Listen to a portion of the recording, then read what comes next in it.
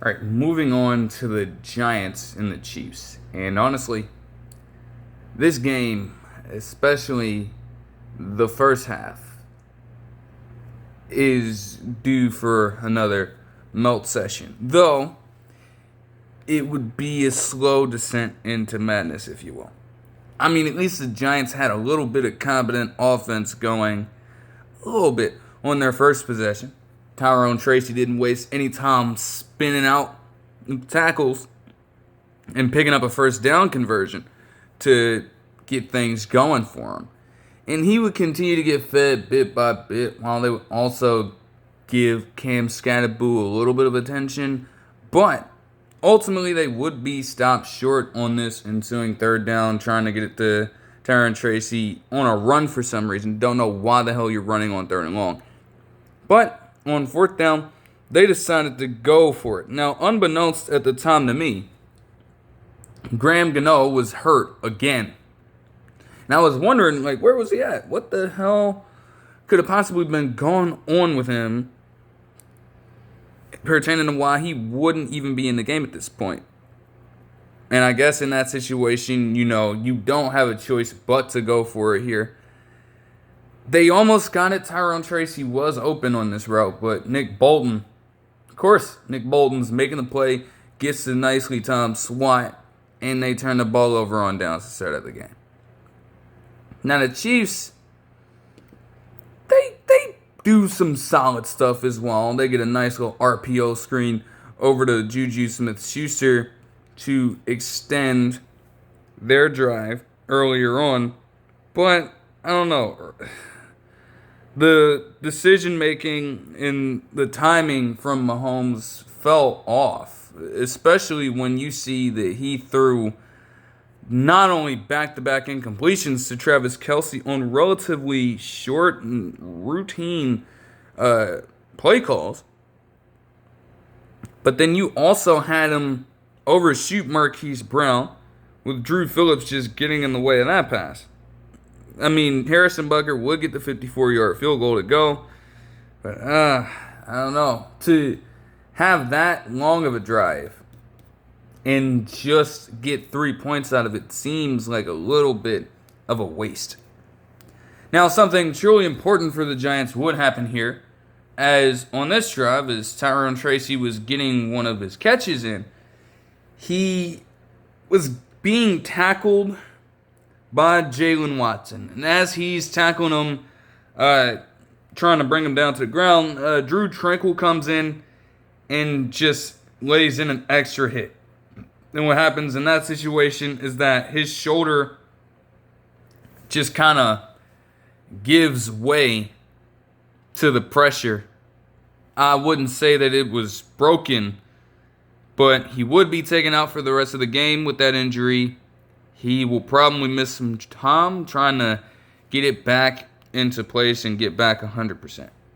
So they would substitute Cam Scatterboo in from there. Just keep that in mind.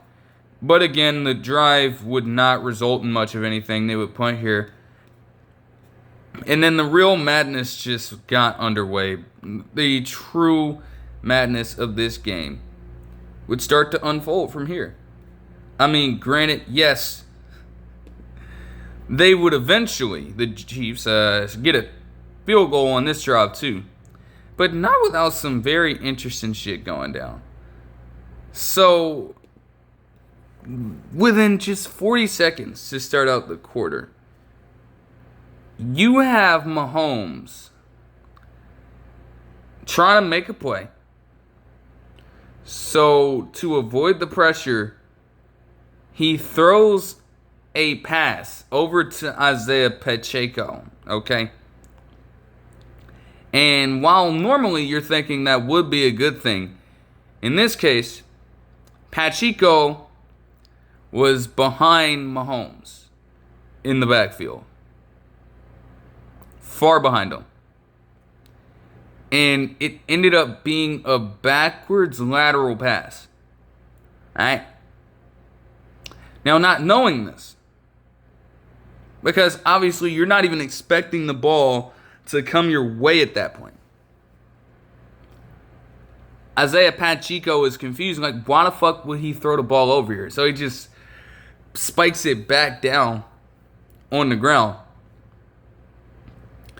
And the initial call was an incomplete pass for some reason. But after further review, they stated it was a fucking fumble. And they lost 8 yards on the play just like that.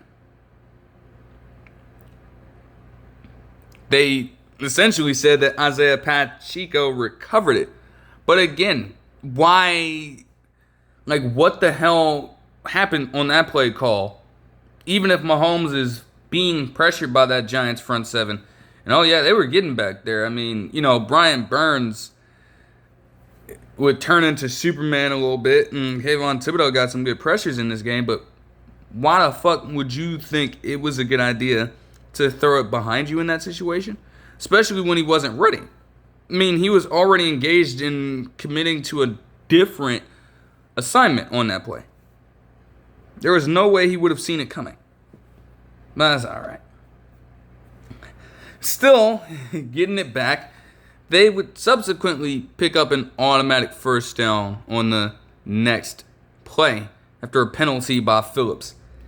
And then following a run by Remigio and a dime of a pass to Juju Smith-Schuster for 27 yards, all of a sudden they're in field goal range. They get the 6-0 lead from there. They've got a chance to do even more damage after Russell Wilson,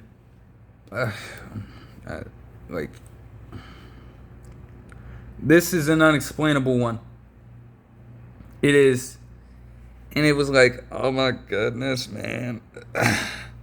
Like, for Russ to have that kind of performance last week and then to come out in this game and just look bad over the entirety of the game. Not a lot of redeeming stuff about this one, especially when you look at what happened on this play.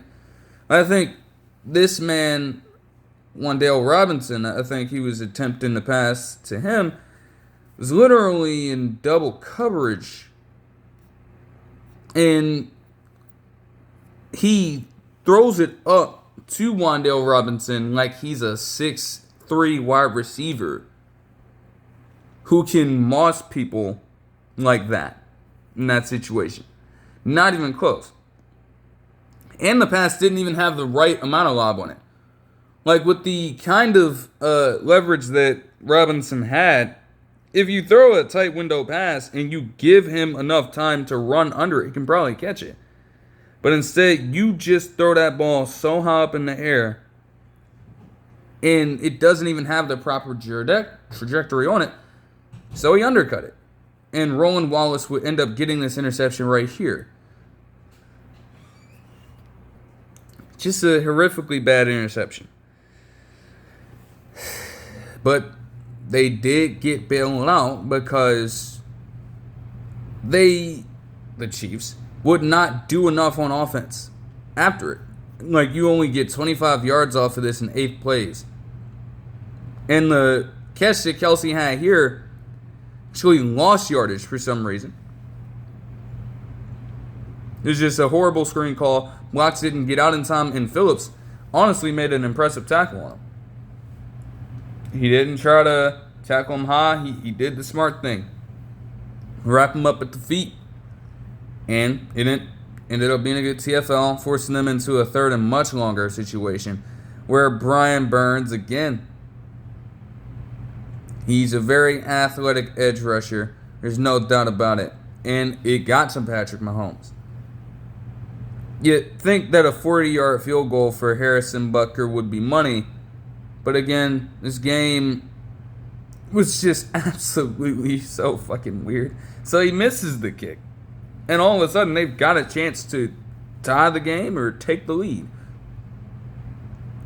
They would tie the game because Cam Scatterbull, when everything else was pretty much just non-existent in this game, everything else failed for the Giants in this one. It's as simple as that. But Scatterbull was automatic, man. He toted the fucking run. Toted. And he was a weapon out of the backfield, too, because I guess that was what they wanted to focus in on the most. If they weren't going to allow them to get shots to Malik Neighbors, who had been quiet up to that point, he was still held without a catch. You needed to find other ways to generate offense, and it felt like by relying on Scatterboo to be the engine here, maybe that could provide you with a little bit of a spark. It eventually would, as he would rush for a 13-yard run, just bowling over people. And that was the way that most of his runs went in this game. He's just a fucking tank, bro. Got in with relative ease to give them a 6-6 score, but because they didn't have Graham Gano, the kick would be a difficult one to make. And yet, knowing that context, they decided to have Jamie Gillen, their punter, kick the extra point anyway, and he promptly missed.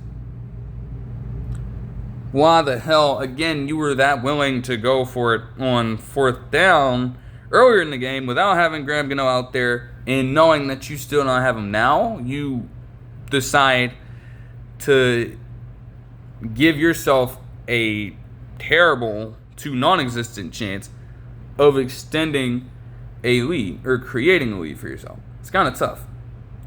Now, mind you, this happens with a minute and 44 seconds left.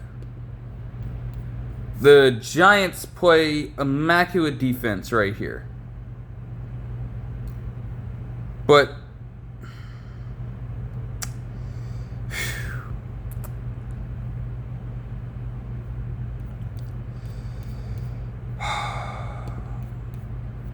alright, how the fuck do I explain this? How do I explain this shit, bro? How do I explain this shit, dog? Alright. So, again, Patrick Mahomes on this drive, he steps back to pass, alright? And I guess from what he's seeing out there, nobody got open. So he throws the ball to Pacheco again, with him being far behind him in the backfield again. And this time, it goes terribly because he's not even expecting it, once again, at that point.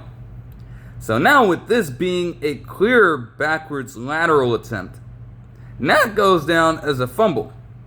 And there's a scramble, an eternal scramble for the football here. And no one can seem to get their hands on it for the longest amount of time. But finally, Bobby Okereke comes in from the rafters and manages to grab the ball. All right.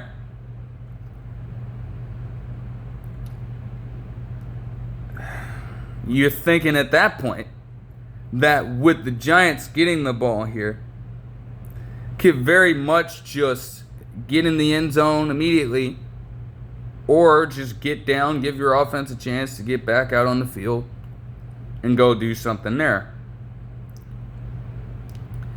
Tell me why this man, Patrick Mahomes, comes back into the picture with Okereke clearly still leaving the ball exposed to rip the fucking ball away from Okereke and get the ball back.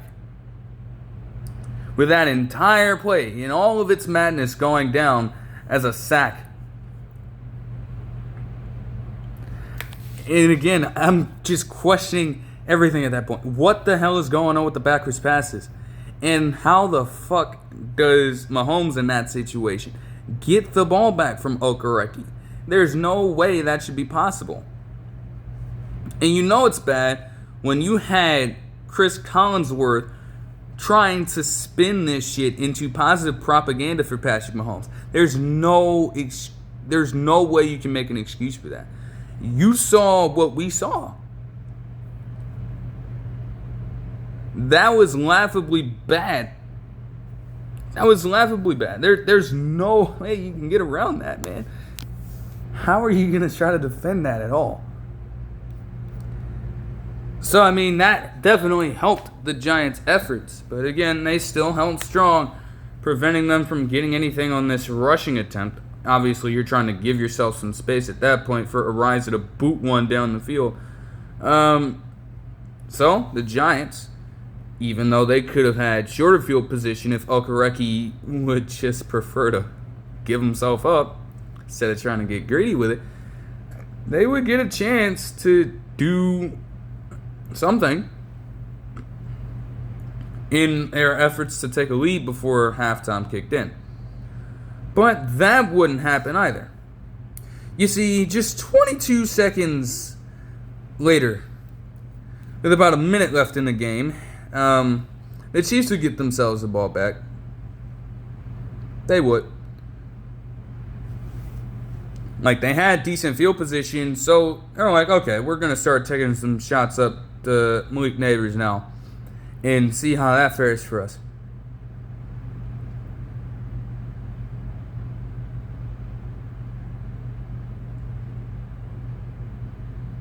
The first one missed and the second one was egregious. Now, Neighbors, the shot was there. I'm not going to lie to you. The shot for this second pass attempt to Neighbors was there. But what was the pass, again, from Russell Wilson? It is just highly unexplainable.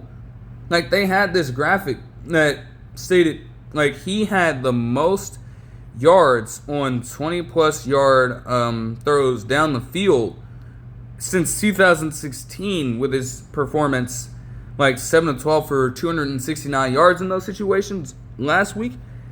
And then to get into this game, have a shot at a deep ball and underthrow it with Jalen Watson being able to pick it off. It's like that is just a crazy, crazy drop-off in production. And it gets even weirder and wackier in this half because you still have 56 seconds at this point.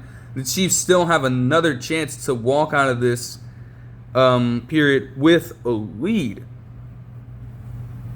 And again, this is where immaculate bullshit starts to kick in. Yeah. Immaculate bullshit.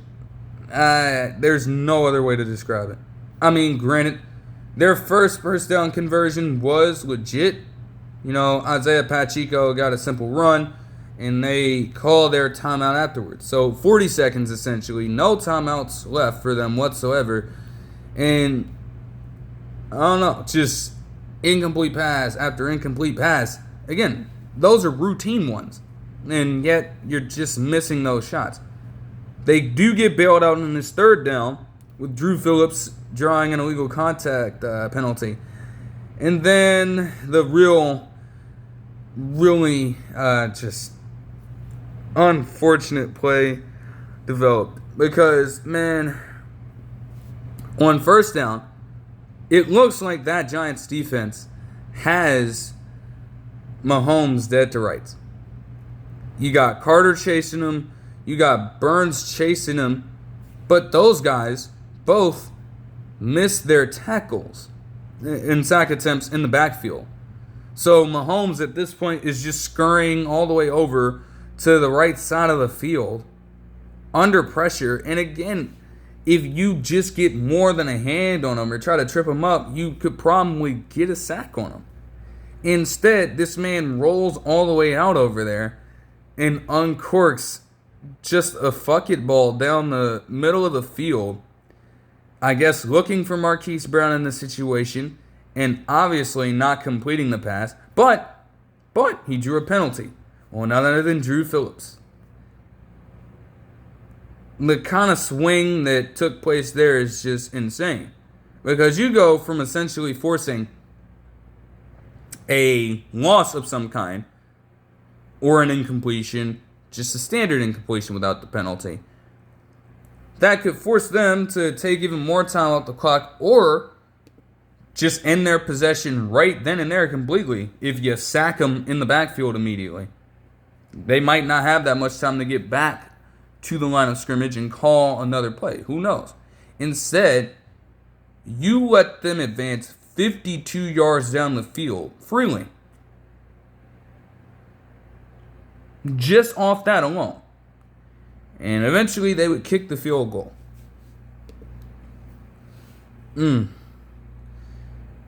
Like the third quarter would at least see the Chiefs pick it up just a little bit. I mean, Marquise Brown had a few contributions on this drive, and Travis Kelce would actually get what I think is his longest catch of the night in a 13-yard one to pick up a first down, mixed into all of that, before Tyquan Thornton would get them into the end zone from 5 yards out. It was just more of the same quiet contributions from every other Giant not named Cam Scatterboo, to be honest.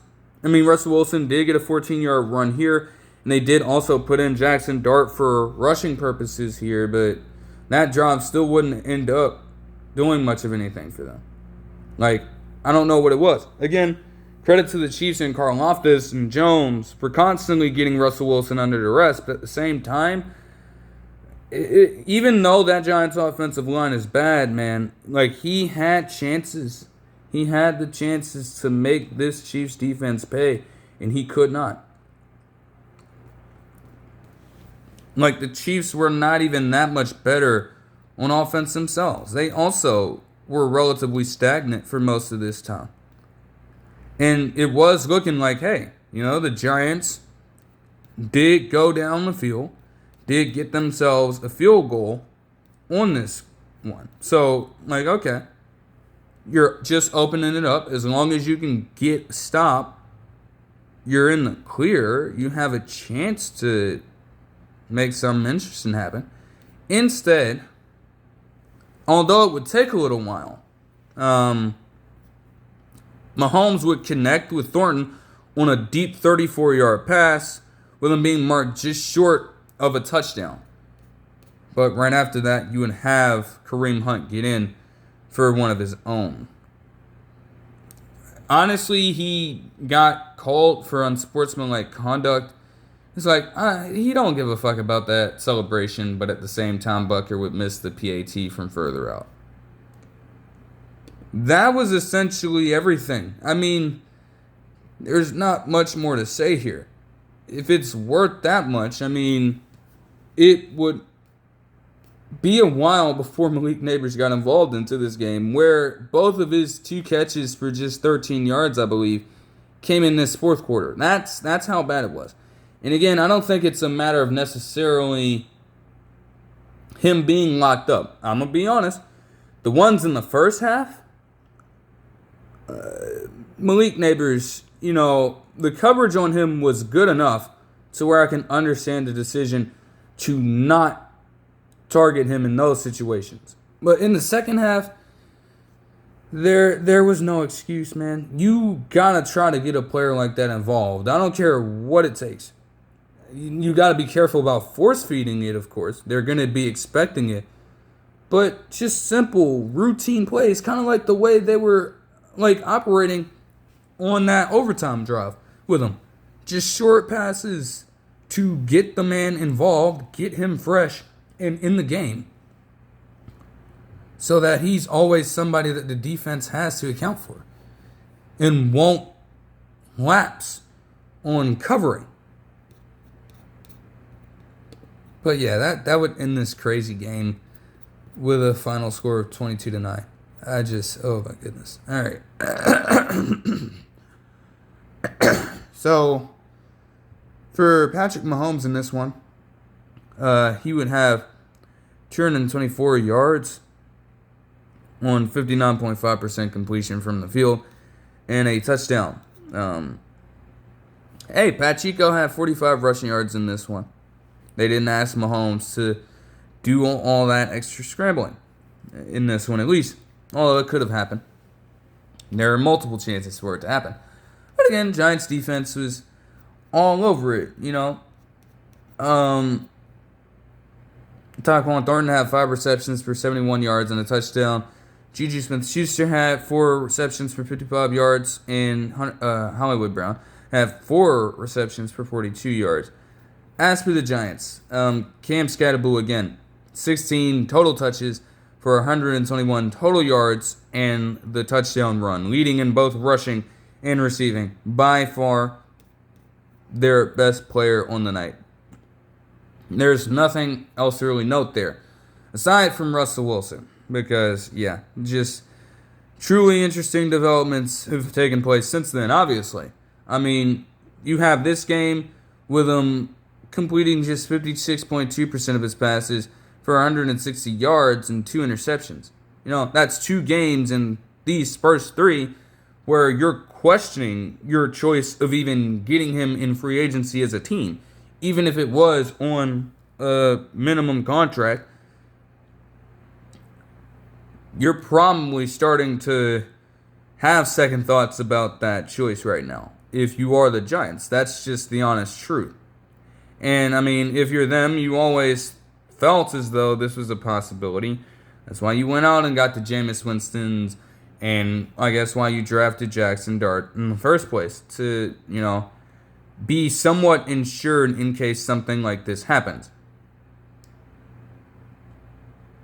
It just sucks to see for Russell Wilson, man. Like, you figured that he could play much better, much better than this. But it's just not working right now. They're 0-3. Their schedule is a gauntlet, especially when you look at some of the other competition that they're facing in just the next, 8 weeks or something like that. Like, I saw some, they had to face, the Chargers, for example, next week. And they are coming out looking like this. It's just going to be rough for them. It's dull there. And maybe they feel as though they need a spark of some kind. So, yesterday, I think per, Rappaport, it would be mentioned that Dable would officially call it.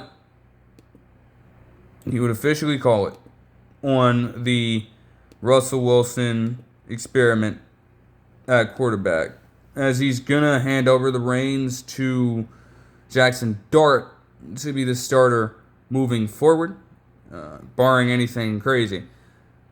And again, like I just said, when you look at the idea of trying to invigorate some sense of new life into this team, from that standpoint, I do understand it. I do. As much as I love Russell Wilson, again, it's just not been going according to plan. And when that happens, teams are going to have to find different ways to adjust.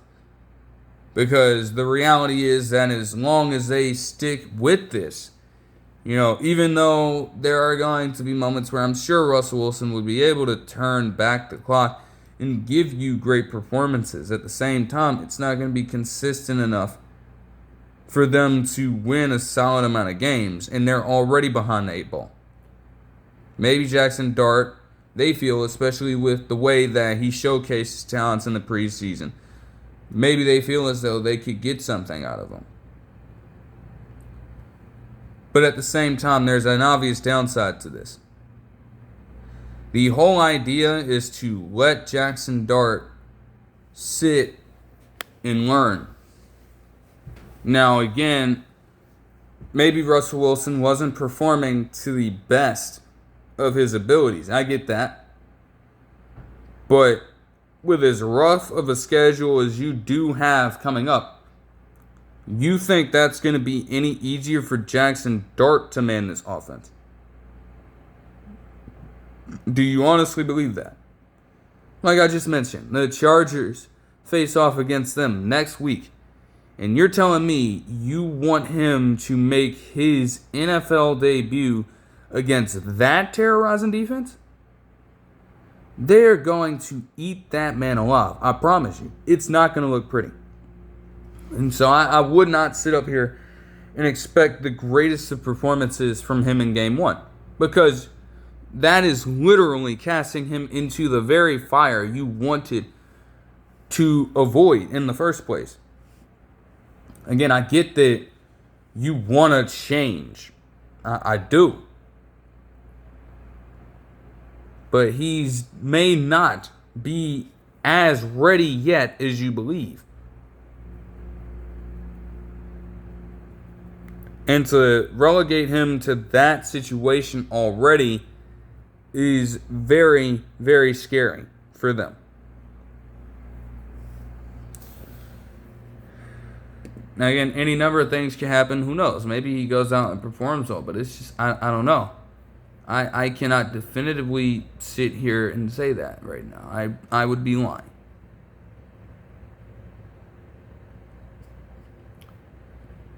All right, and to get into the Monday Night Football game, the Lions would take on the Ravens in Baltimore. And, man. Yeah, y'all Ravens fans are probably sick of this shit. I mean, there's no issue, okay, with the Lions getting the score on the first drive. There's no issue with that per se. Although, again, the way in which they were playing Jameson Williams on that drive was a little tough. I do get it. I understand it. You're not going to press up on him because he has the speed to get past every single one of those Ravens defenders. I don't even care how fucking fast Nate Wiggins is. We'll blow right past him. I understand you want to try to keep him out in front and limit the amount of damage he can do to your defense. But at the same time, when you have multiple people that aren't home, you leave enough open space for Jameson Williams to still kill you that way. So it's not surprising that he got gains of 24 and 19 yards on this drive, while being untouched for most of his route.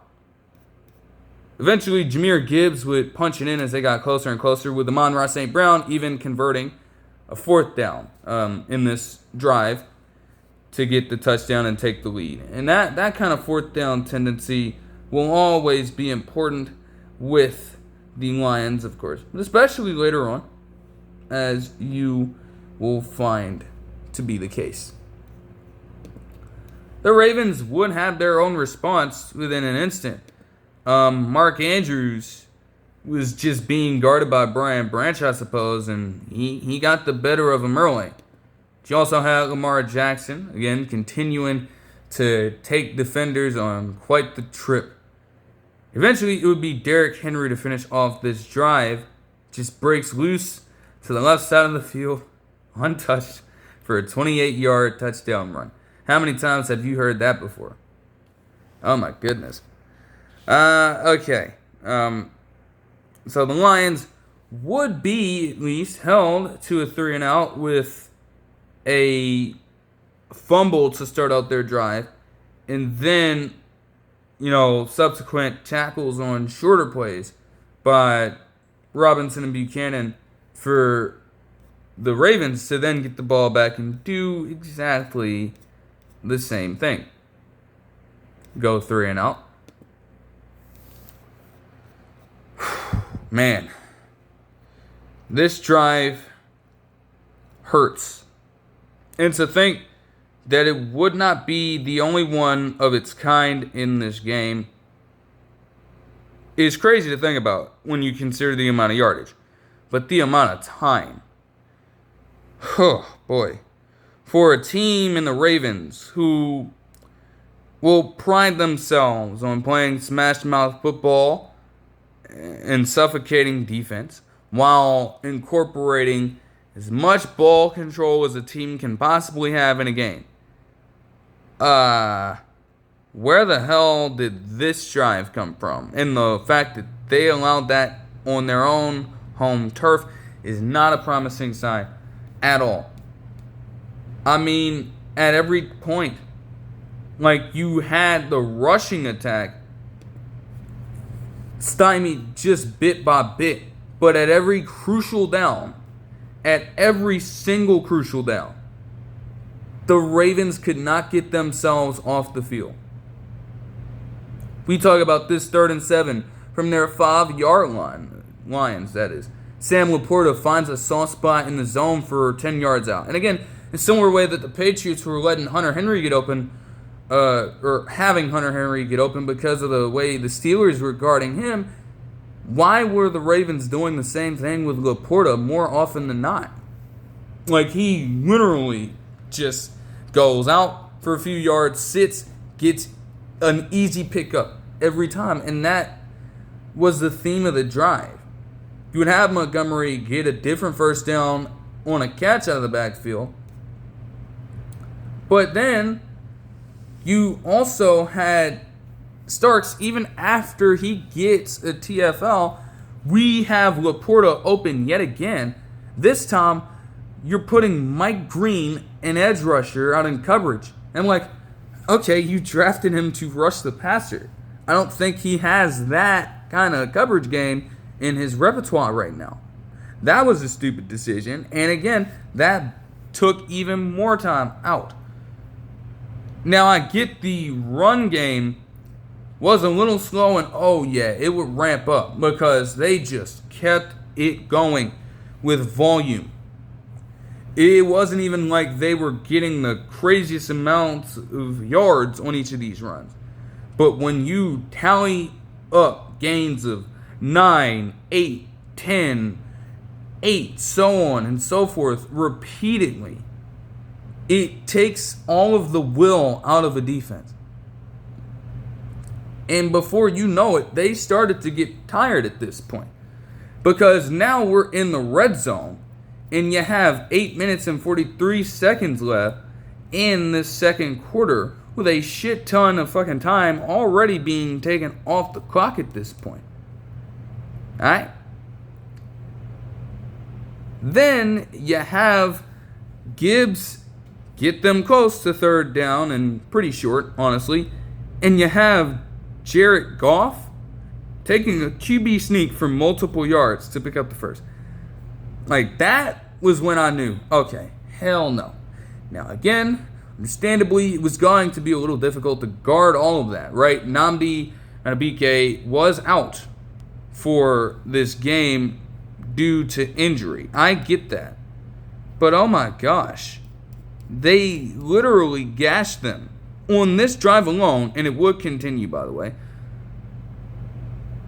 just at will. They couldn't stop him. Before you knew it, David Montgomery would fittingly end off this drive with a 1-yard touchdown run to give the Lions a 14-7 lead after a drive that, I shit you not, was 18 plays, 98 yards, and took 10 minutes and 48 seconds off of the fucking clock. That drive was so long to the point where, from a yardage standpoint, it was their longest drive as a team since 2011. And with Montgomery also getting in the touchdown, their Jahmyr Gibbs and David Montgomery's 11 games with at least a rushing touchdown each since 2023 is already the most in NFL history. And at this point, they have about 4 combined yards, maybe 55 even by the end of this game.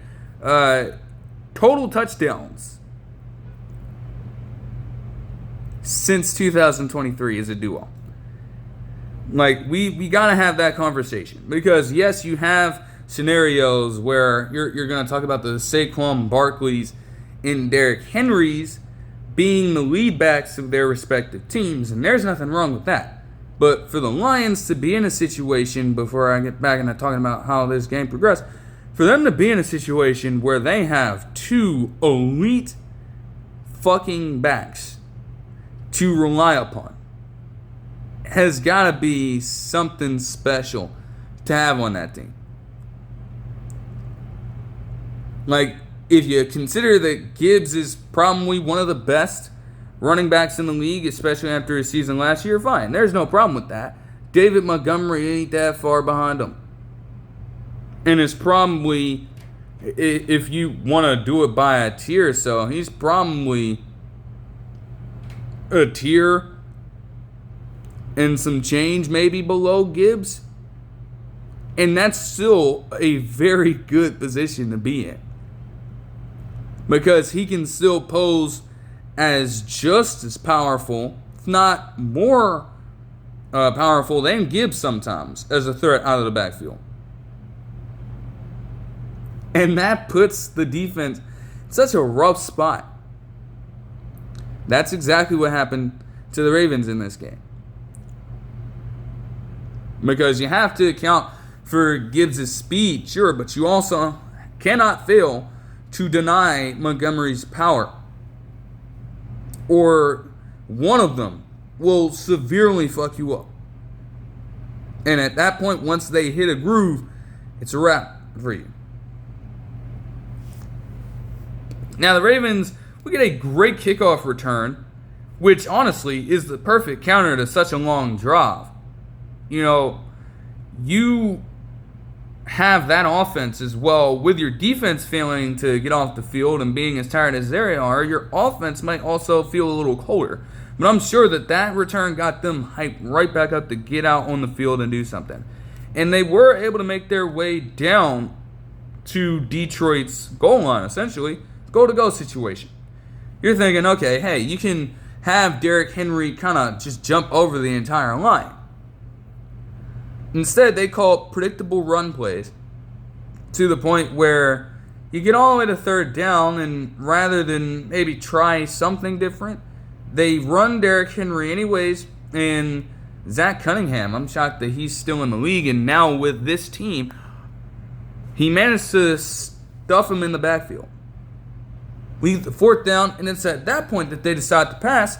But the Iowa man and Jack Campbell, with, I guess, Aiden Hutchinson as well getting over there, made a great play to kind of fake the sack attempt, scare Lamar Jackson back from doing something he might regret. And he got so nervous, in fact, that he kind of fumbled the ball, lost control of it.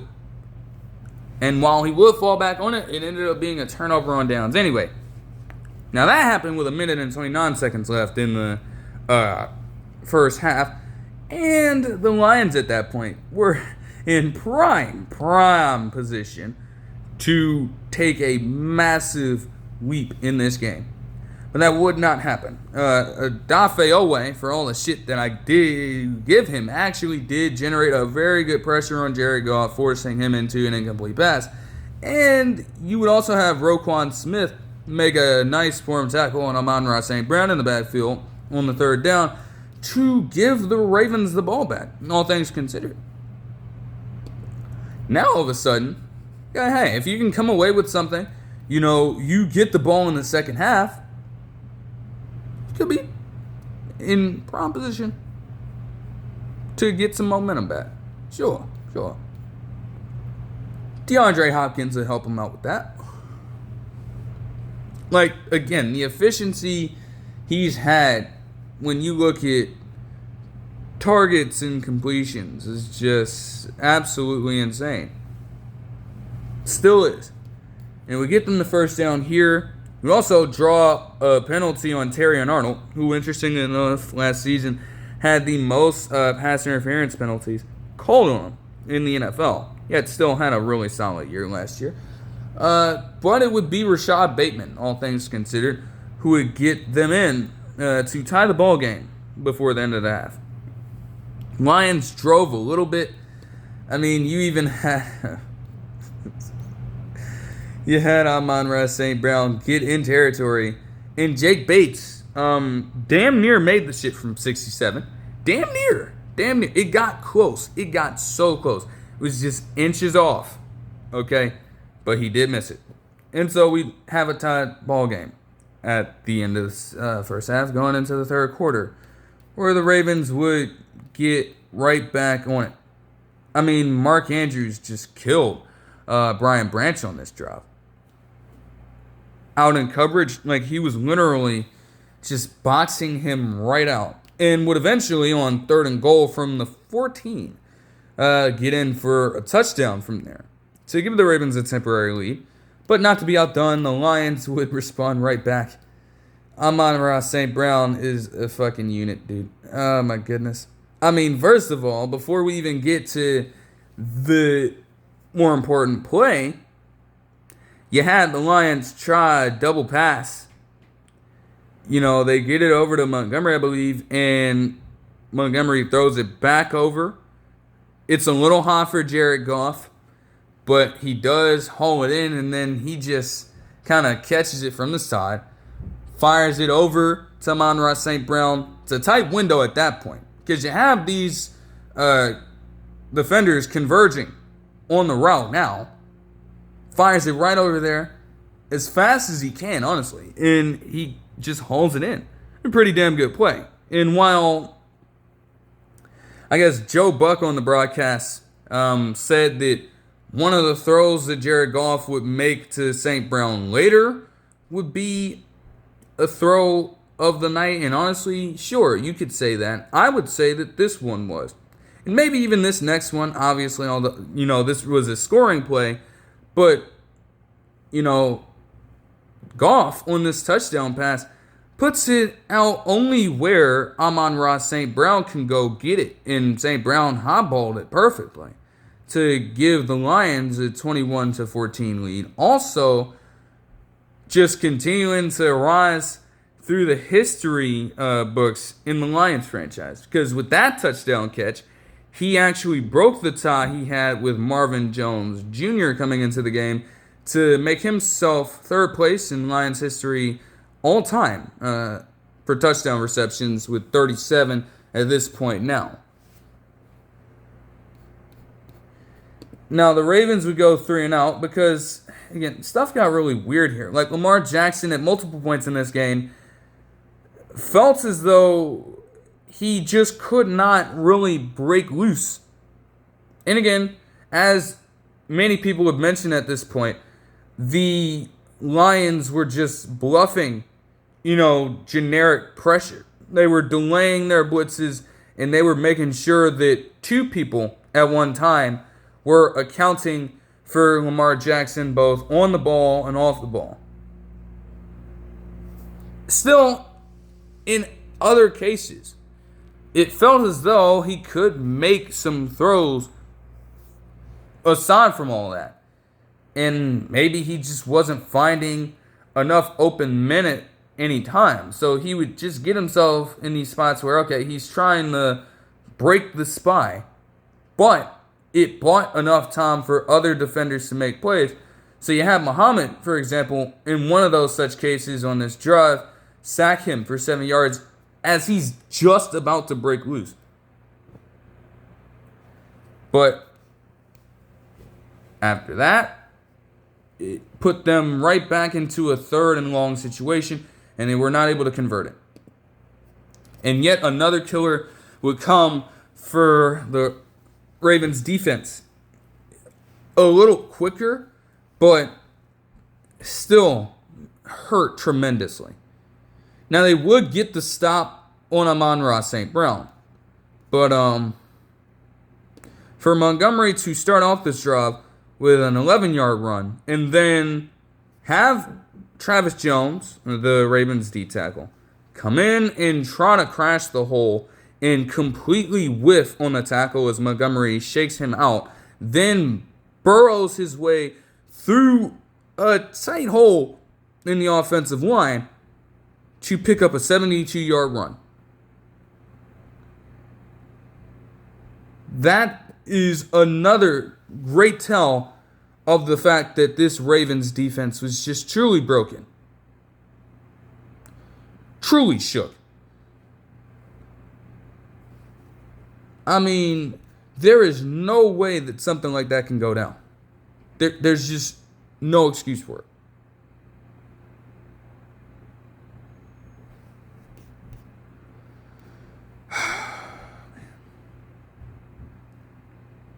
And at this point, the Lions were literally just having fun terrorizing them. They were having fun with it. Because in just a few short plays, they would do something absolutely fucking insane. they inch closer and closer and closer to the end zone. And then we get into the fourth down, you know what Dan Campbell's going to do. He's not going to take them damn points. He trusts his team way too much. He trusts that offense way too much. They go for it. And they call one of the gutsiest shits I've ever fucking seen. You have Jared Goff get the snap, right? And he gives a handoff with Amon-Ra St. Brown coming in from the outside, all right? So you're thinking that Amon-Ra St. Brown is going to take this up the gut. No. Instead, he kind of distracts them a little bit, plays around with the idea of doing it a little bit, and then he pitches it out and over to Jahmyr Gibbs, with him having all the room in the world to run. And he does so for a touchdown to give the Lions a 28-21 lead. Absolutely tremendous stuff. Again, man, like somebody said too, the Lions might not have Ben Johnson calling these plays anymore.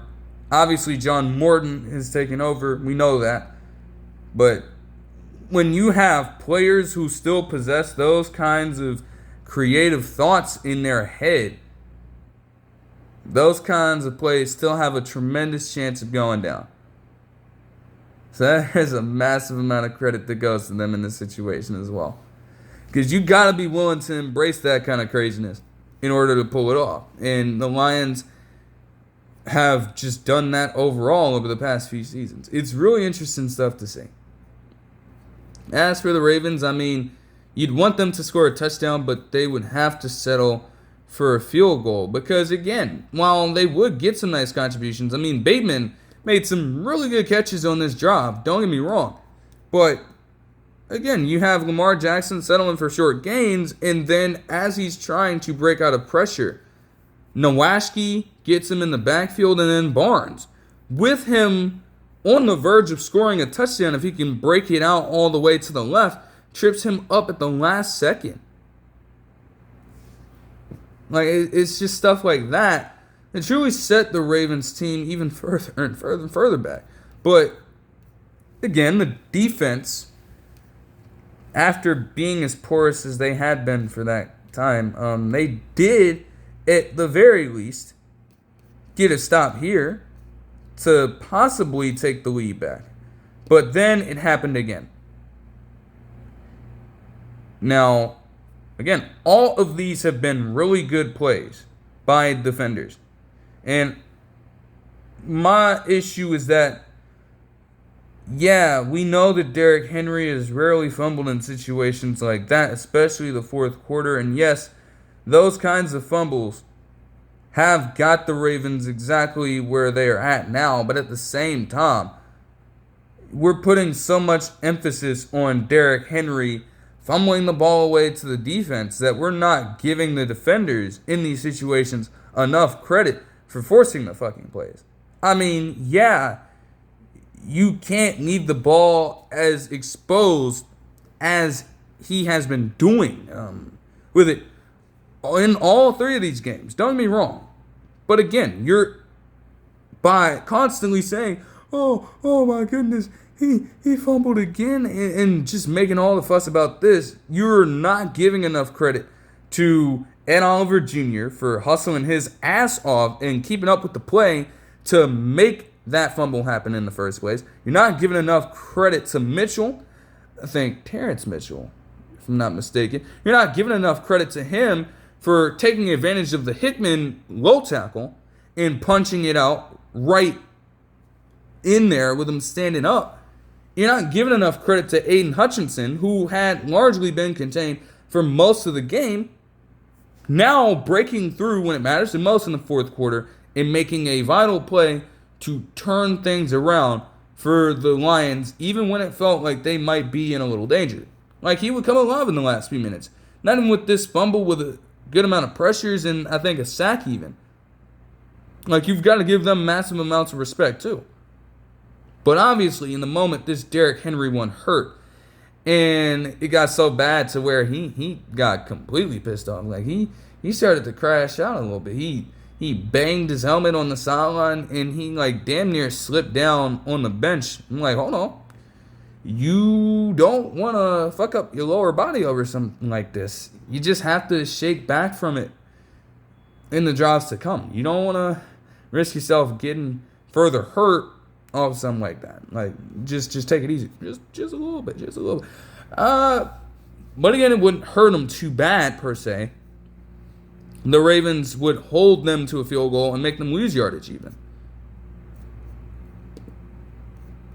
What really hurts is this, because again, yeah, Lamar Jackson, as I said, Aiden Hutchinson gets a sack right here.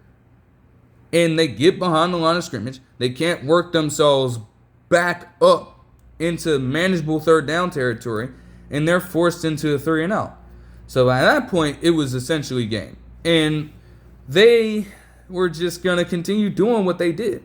I mean, they slowed it down with a few runs, but when it came time to pass, on the, one in which Joe Buck mentioned, okay, hey, this is a damn good throw, maybe the best throw of the night. Yeah, this was arguably a pretty good one. I'm not going to lie to you. Like, Jared Goff just throws it right over the head of a trailing Marlon Humphrey with no chance for him to do anything to the football whatsoever. And Amon-Ra St. Brown just hauls it in to give them the first down. But to make matters worse, David Montgomery would get a 31-yard rushing touchdown on the very next play and give himself a just great way to cap off a night of his life. I'm not even going to lie to you. Now, the Ravens would get a touchdown here, although I don't get the idea of them going for two here. Like, they didn't get it, but it's like, what the hell? What did you think that was going to do? What did you think that was going to do, bro? I don't get it. Either way, the Lions would win it 38-30. Not necessarily a game of the year candidate, like I was thinking it was going to be. But it was still a very, very good game. With the win also, interestingly enough, as bad as the Lions have been for so much fucking time, pretty much the lives of most people, right? They have got a 12-2 record in primetime football games since 2021. And even though a lot of them have come recently, that is the highest win percentage in the league amongst all teams who have played primetime games. I guess at least that minimum in the last few seasons. Damn. Damn, son. All right. Moving into the numbers. Jared Goff would have 202 yards and a touchdown on 71.4% completion. David Montgomery, 12 rushes, 151 yards, and 2 touchdowns, with the team as a whole having 224 yards on the ground. Beat them at their own game, while the Ravens, ironically enough, just to spoil it a little bit, did not reach 100 again. Yeah, back-to-back weeks without that.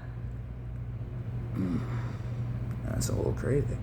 Jahmyr Gibbs would have 27 total touches for 99 yards and 2 rushing touchdowns. Again, very, very disproportionate stuff. But it does get the job done at the end of the day. Amon-Ra St. Brown would have 7 receptions for 77 yards and a touchdown. Jamison Williams would have 2 receptions for 43 yards. And Sam Laporta would have 4 receptions for 33 yards as well.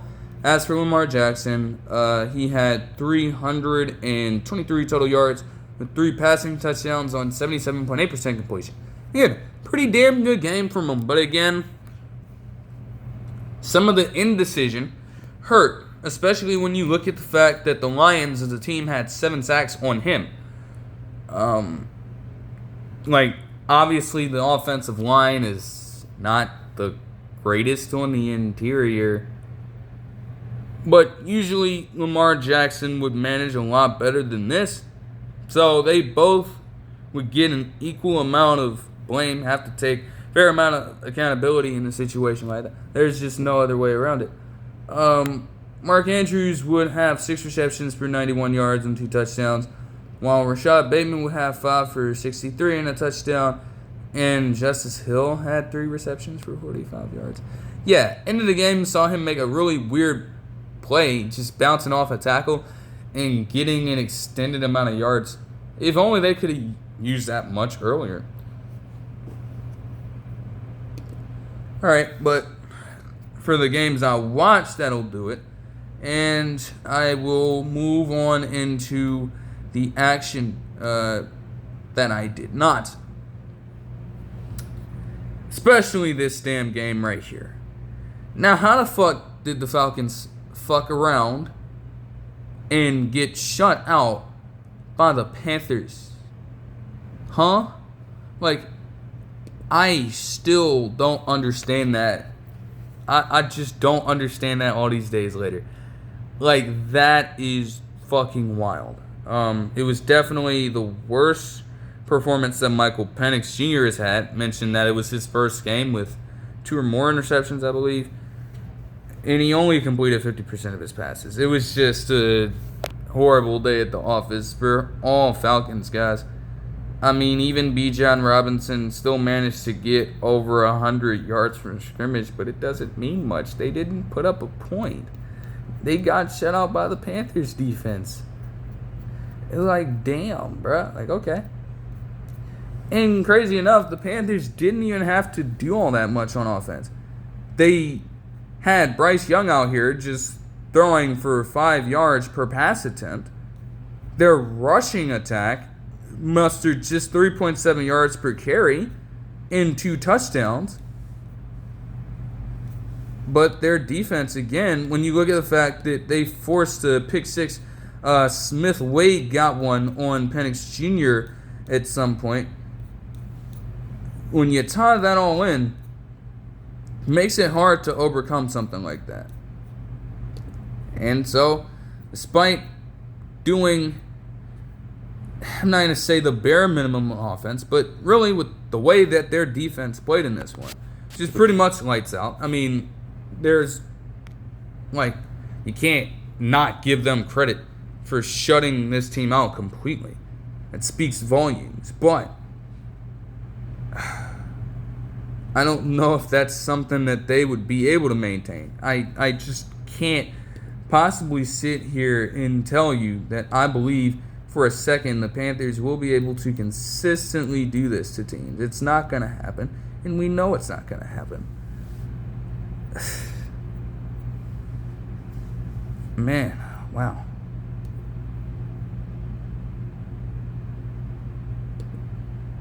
Wild stuff.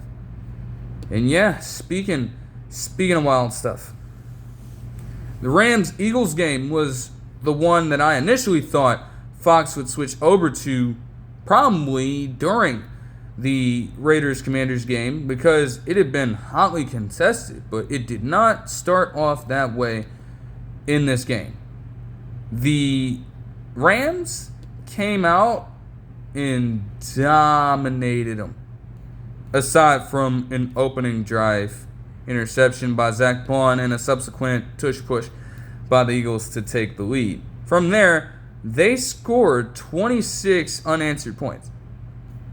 Now, yeah, field goals were definitely prevalent for them. But, I mean, still, you had a 44-yard touchdown pass to Devontae Adams mixed in here, and you had a Kyron Williams touchdown catch as well, while also starting off the third quarter before then and getting Landman to recover a fumble forced by Jarrett Burst on Jalen Hurts. So it was all seeming to click very well for this Rams team.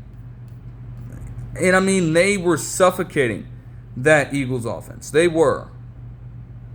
Saquon Barkley was not doing much.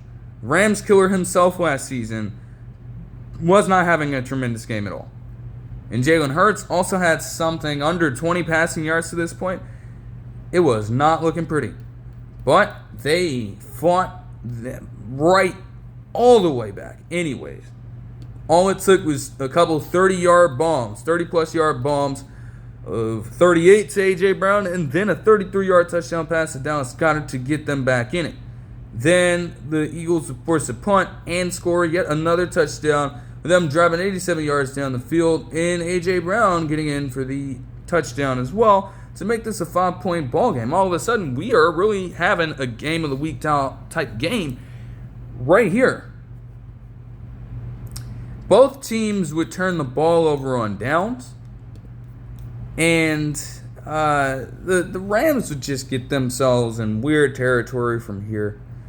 Because, let's just put it like this. On Sunday in total, all right, to kind of preface everything right here, we had 6 blocked field goals or PATs, and we also had 9 return touchdowns. 2 blocked field goals were accounted for in this game alone. The first of which came with Cardi being blocked by Jalen Carter. And then the Eagles, after that, would go on a methodically long drive, 91 yards down the field, in fact, to give themselves the lead with Devontae Smith getting into the end zone. But they would not get the 2-point conversion. So, hey, coming into this drive, the Rams, despite everything, despite being held scoreless for all this time and surrendering 20 unanswered points of their own, you're thinking, hey, they still have a chance to go out and just get the victory anyways. Come out of this somewhat unscathed. And while they would get the drive they needed, per se, with Kyren Williams managing to get even closer into Eagles territory, it would not happen because Cardi would once again be blocked, this time by Jordan Davis. And as there's a scramble for the ball, you would have Jordan Davis come right back into the play and recover his own block kick for a return touchdown, which would account for one of those on the day and give the Eagles a 33-26 win, in which they, after surrendering 26 unanswered points of their own, scored 26 unanswered points of their own. Talk about a game of fucking runs. And this one, despite not watching it, you can argue that that one would make a sneaky game of the year candidate. You could argue that. I wouldn't blame you. But again, I thought that would be the game that they'd broadcast on Fox, and instead they chose Commanders and Raiders at that time. So I'm like, damn, okay. I mean, they were spending the whole time promoting it too. So I was really confused about that. But hey, still, the Eagles will certainly take that win, man. That is fucking crazy. Jalen Hurts had 226 passing yards and 3 touchdown passes, with a touchdown run and 40 yards on the ground by the end of this game. A.J. Brown had 6 receptions for 109 yards and a touchdown, while Devontae Smith would have 8 receptions for 60 yards and a touchdown. As for the Rams, Matthew Stafford completed just 57.6% of his passes for 196 yards and 2 touchdowns with an interception. Kyren Williams had 94 yards on the ground, and Blake Corum even got a higher share of carries than expected, really. 8, and managed to get 53 yards on the ground of his own. Puka Nacua had 11 receptions for 112 yards and currently leads the NFL in receiving yards, with Jackson Smith and Jigba just trailing him by 10. That'll change pretty soon. Devontae Adams had 3 receptions for 56 yards and a touchdown as well. Wow. Madness. And yeah, more madness would ensue in Cleveland. For some reason. Now, how the fuck did this shit happen? Like, seriously. I'm tracking this the whole way, and I'm expecting that the Packers just completely dominate this Browns team. But no, they let the Browns completely linger in this game.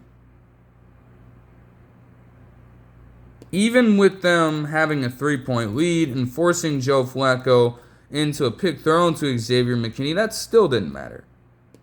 Their only other score would come on a drive in the third quarter that saw John Fitzpatrick get in for a touchdown. I mean, Tucker Kraft, had suffered a knee injury, and they mentioned that, he was still healthy enough to play. But why is Fitzpatrick getting the fucking rep in? That's confusing to me. Okay. There was an interesting play that went down, though, in the fourth quarter. This was something that I saw in post. Matthew Golden, apparently, on one of these drives in the fourth quarter early on, had a chance to go for essentially a 96-yard touchdown catch. Because the way in which he had the defender beat, not all too sure that he would have been caught, honestly. We can all play this game of speculation, but in reality, he would be stopped for 34 yards, and it was really kind of in his own control. I don't know. I think he was so worried about trying to see who was around him that he lost all track of where exactly he was on the boundary and on the field.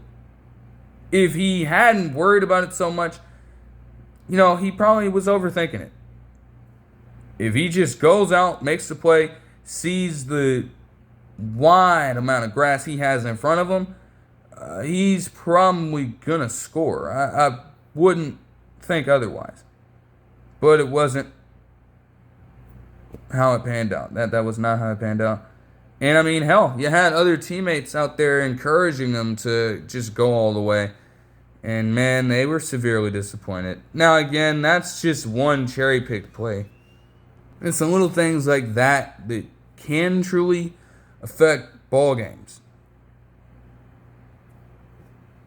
And before you know it, that next drive would see the Browns put together a field goal drive. Then Jordan Love inexplicably throws a pick to Grant Delpit. Then Quinshon Judkins, credit to him, gets in for his first NFL touchdown. But all of a sudden, after being up 10-0 and completely holding this Browns offense in check for pretty much all the game, you let them in just the final few minutes even up the score. You can't go out like that, though.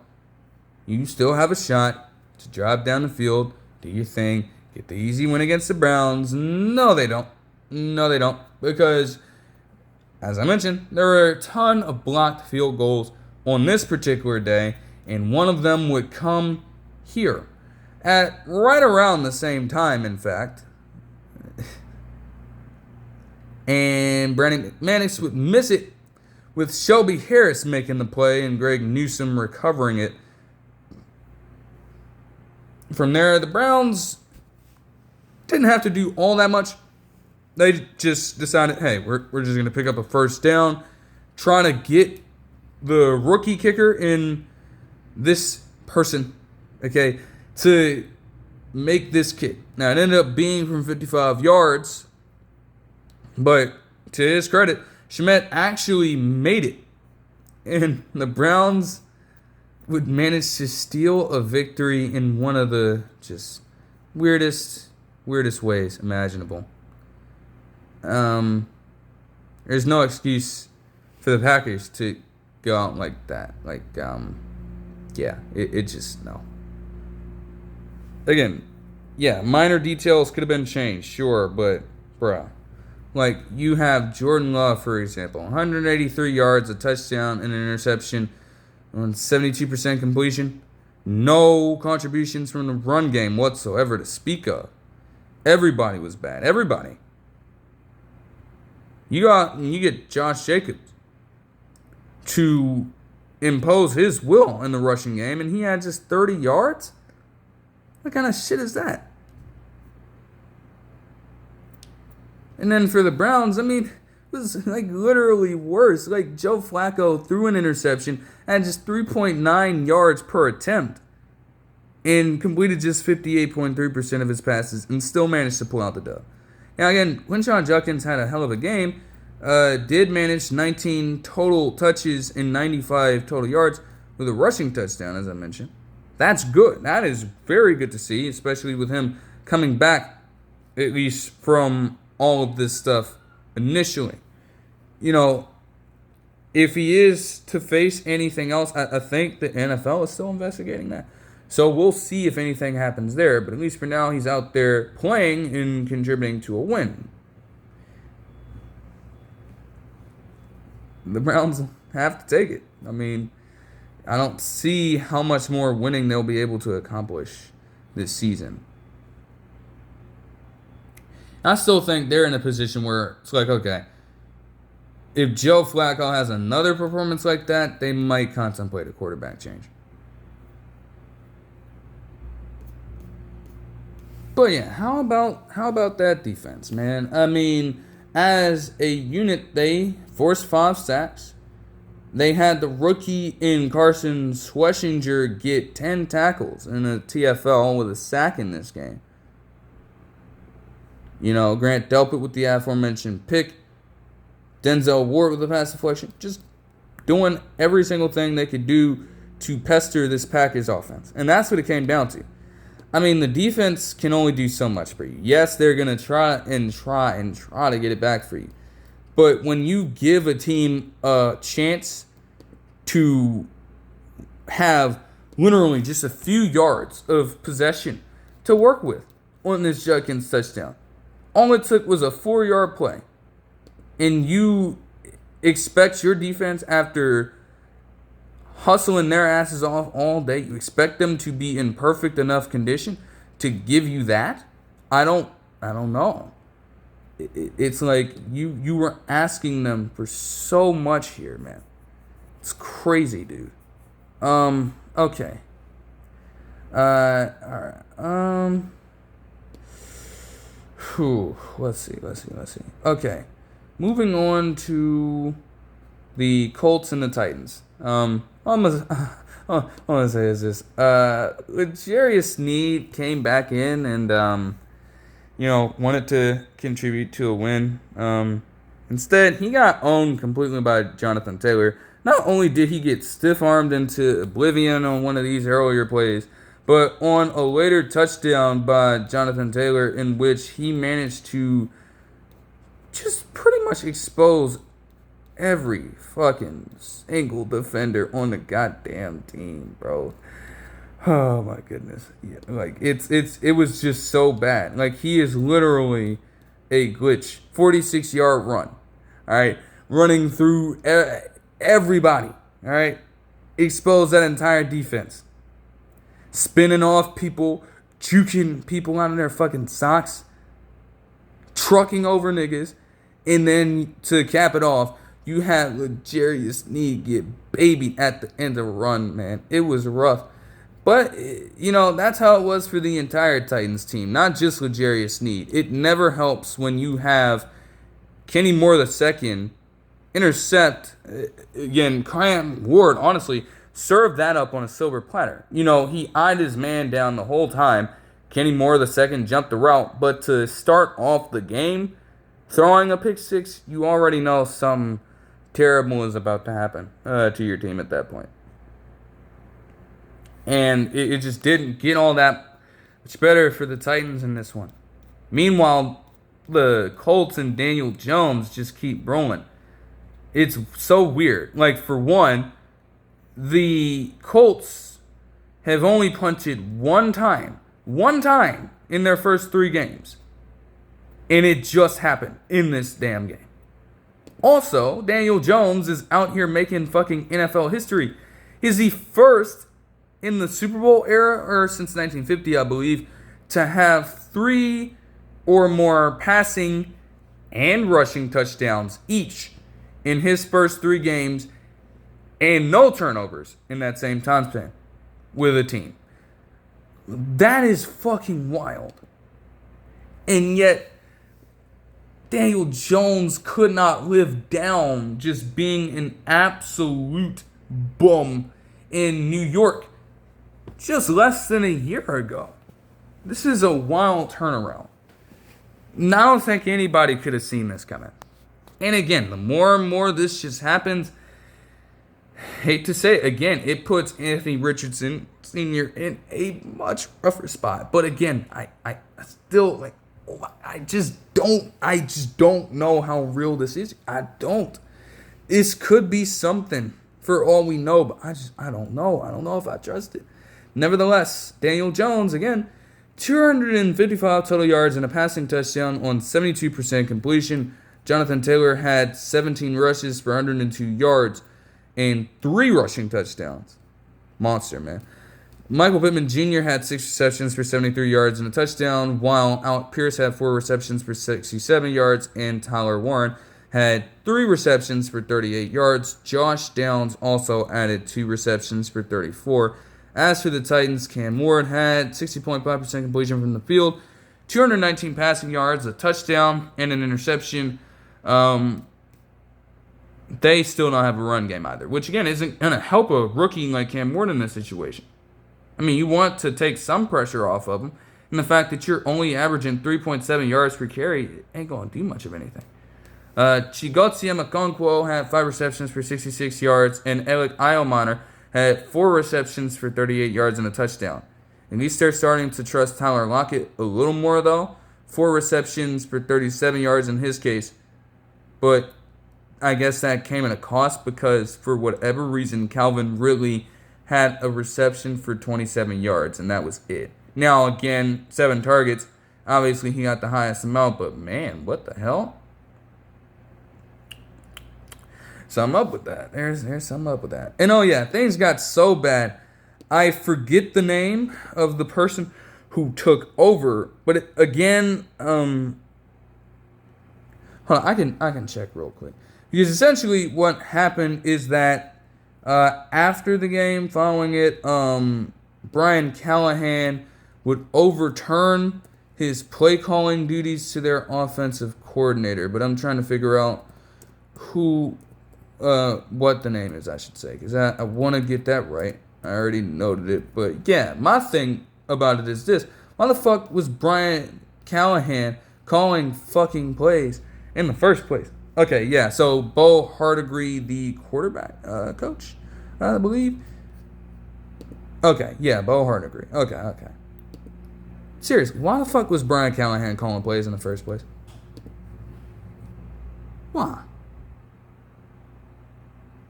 That was fucking stupid. Did you really think he knew what he was doing in these situations? And you trusted that?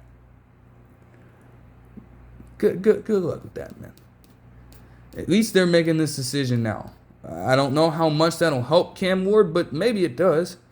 You know, we'll see what he has in store. I mean, I guess it's going to be a little bit of a trial run, right? So we'll see what he's got, but I don't know. Like, why didn't they make that decision sooner? It is not the man you want calling plays because he doesn't know what the fuck he's doing, bro. Like, even I know that. What the hell? Hey, come on, man. That's awful, bro. There's no need to do it. Speaking of awful, boy. You thought that the Falcons shutout was bad. You thought that the Colts and Titans beatdown was bad. Oh my goodness. How about this Bengals-Vikings game, bro? Let's talk about it. Oh, man. Yo. It's cooked. It's cooked for you Bengals fans, man. It is cooked. It's cooked. They were down in this game by as much as 41-3 to start off the third quarter with time to spare. And they could have done much worse to them if they wanted to. In fact, 48-3 by essentially the end of the third quarter. They could have done even worse to them if they wanted to.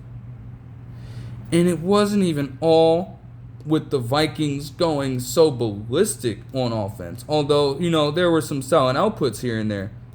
And they had a nice establishment of balance by the time it was all said and done. But, man, we just saw a bunch of ineptitude from the Bengals in this one, man. Like, they could not protect the football. And they especially couldn't protect the football from Isaiah Rodgers Sr. Oh my goodness, man.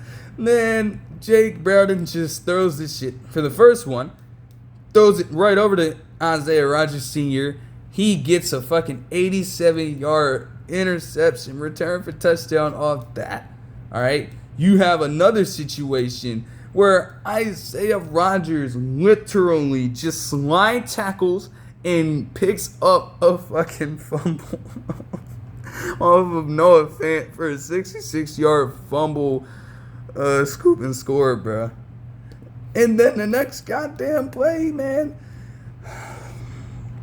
the next drive sees Isaiah Rodgers get in there again. Oh my gosh. Jamar Chase is just running, not suspecting anything going on behind him. Little did he know that Isaiah Rodgers Sr. was about to hawk his ass down and Superman punch the ball with his fucking hands again. And he forced yet another fumble in this game, with Jeff Okudah recovering that. It would not stop because Redmond, I'll say Jay Redmond. But yeah, he would force another fumble on Jalen Redmond would force a fumble on Jake Browning on this next drive, man. And they would take a 34-3 lead. And then you would have Jake Browning throw another interception to Josh Metellus. Oh my gosh. It was bad. It was bad. There's no other way to describe it. It was terrible. It was terrible, man. As a matter of fact, Isaiah Rodgers Sr. might have legitimately, with that game alone,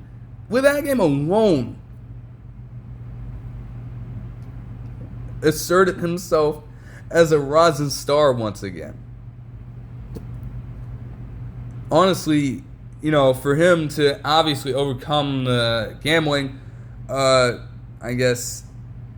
situation and stuff like that, work his way back into the league after being outcast from the Colts, and then, just being in limbo in his career at that point, right? To get there and accomplish all this stuff is a great story to see.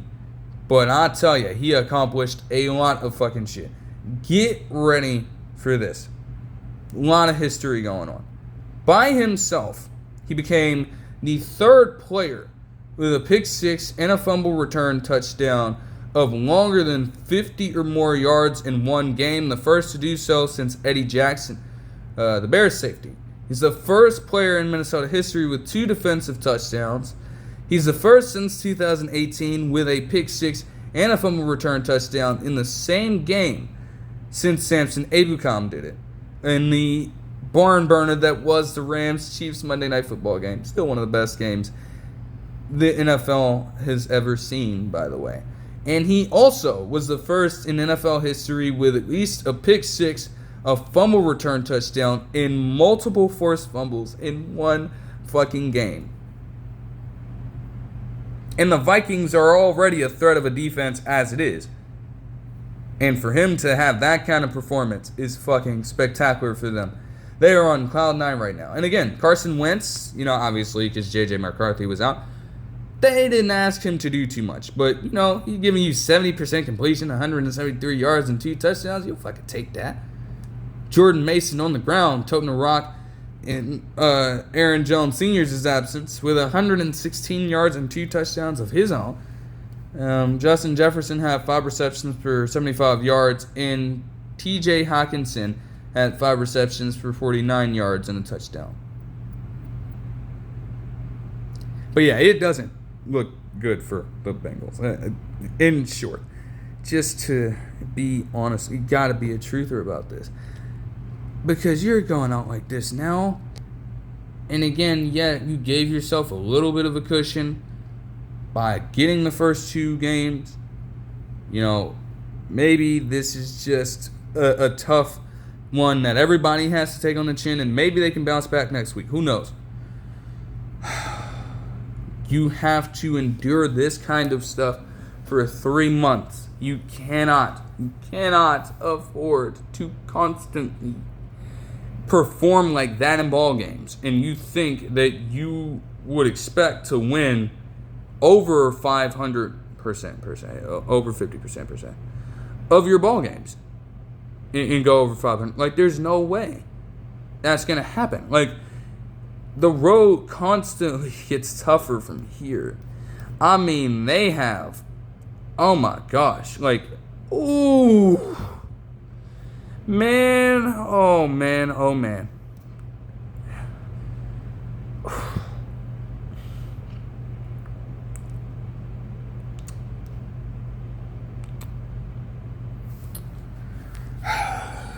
Take a look at this. You see that shit? Tough defense. Tough defense when they're healthy. One of the best defenses in the league. Obviously, rivalry games are going to heighten this.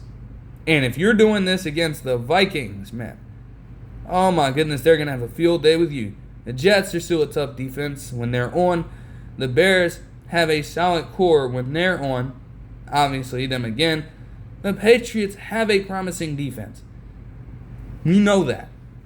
And then obviously rivalries are going to be heightened here. The Bills have a great fucking defense. And then them again. And then all these couple teams are weaker before you face them off again.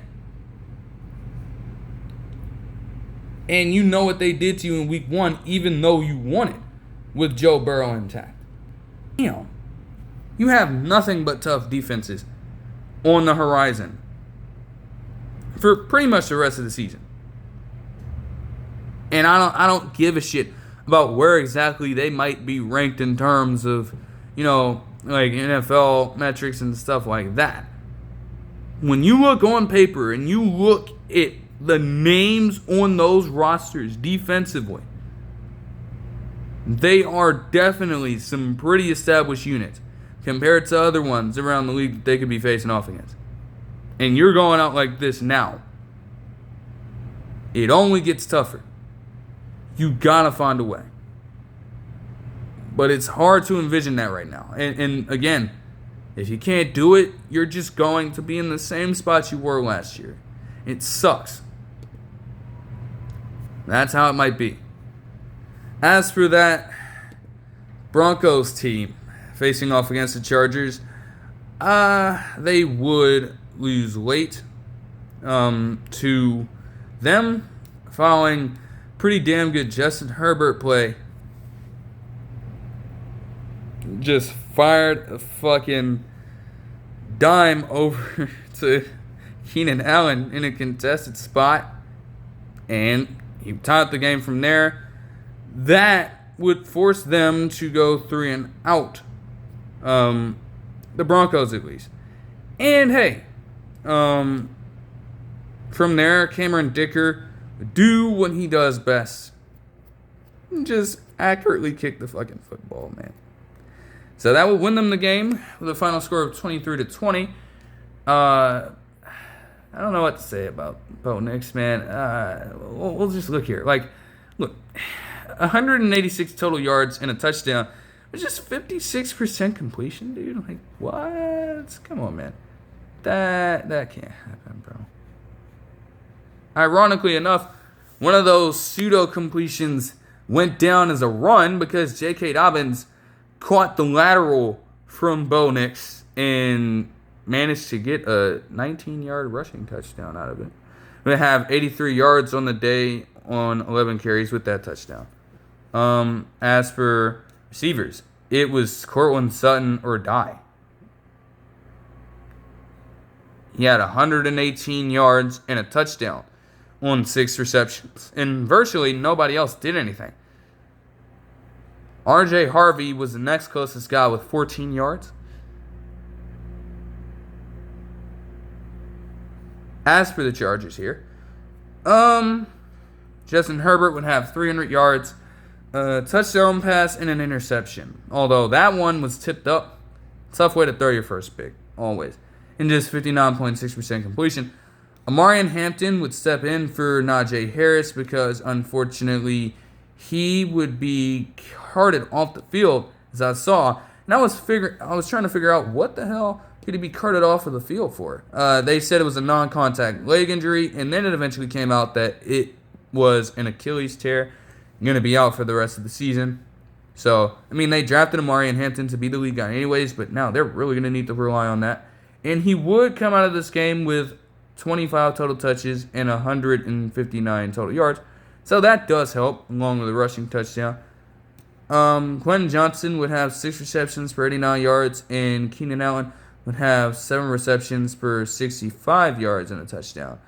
Aronde Gadsden, the second, the rookie, had 5 receptions for 46 yards, and Lat McConkey had 4 receptions for 41 yards. Derwin James Jr. is still a fucking beast, by the way. 12 tackles, a sack, and 4 TFLs.